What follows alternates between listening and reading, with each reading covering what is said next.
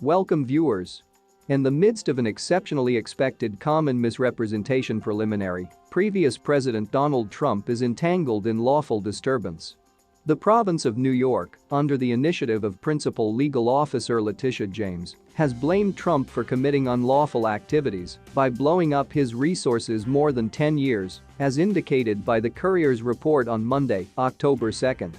As we proceed with this video, please take out a minute of your precious time to click the subscribe button and the notification bell for more updates from us.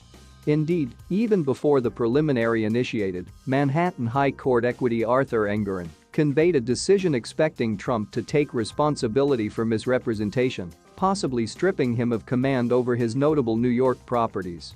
Before the preliminary formally started, equity Engoron had previously given a huge decision, finding Trump obligated for extortion and forcing the purported corporate capital punishment on his key New York organizations. This administering cast a shadow over Trump's unmistakable properties, including Trump Pinnacle, 40 Money Road, Trump Park Road, and the Seven Springs home.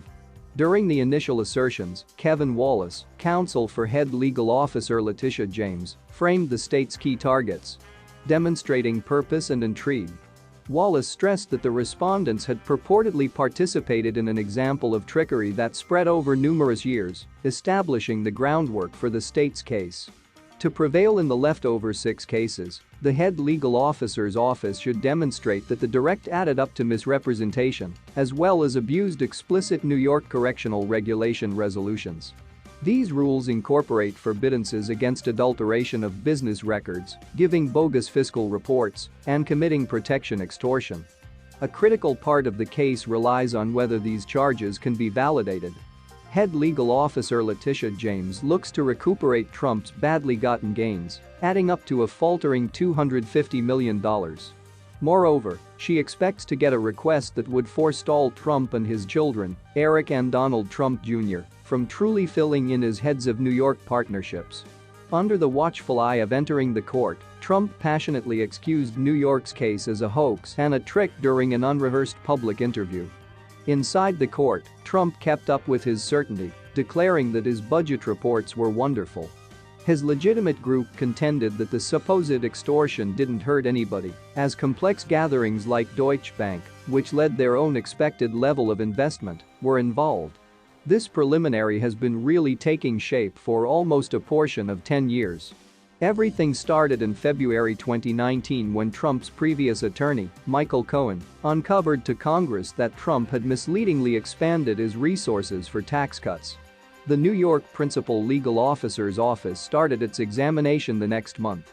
In any case, it was only after September 2022 that head legal officer Letitia James recorded her claim, charging Trump as well as his kids and business partners of partaking in a monstrous misrepresentation conspire. The principal legal officer's office expects to call a significant number of observers to put forth its defense. This rundown incorporates Trump himself, his relatives, and agents from Deutsche Bank and Mazars, which recently filled in as Trump's bookkeeping firm. Trump has not been quiet about his interests with respect to predisposition. He brought up that both the principal legal officer and the preliminary appointed authority were chosen on a popularity-based ticket, bringing up issues about fairness. Regardless of these charges, equity Engoron has previously decided that the principal legal officer doesn't have to demonstrate harms to prevail in her extortion claims. What is your take on this video? Please kindly drop your feedback and thanks for watching.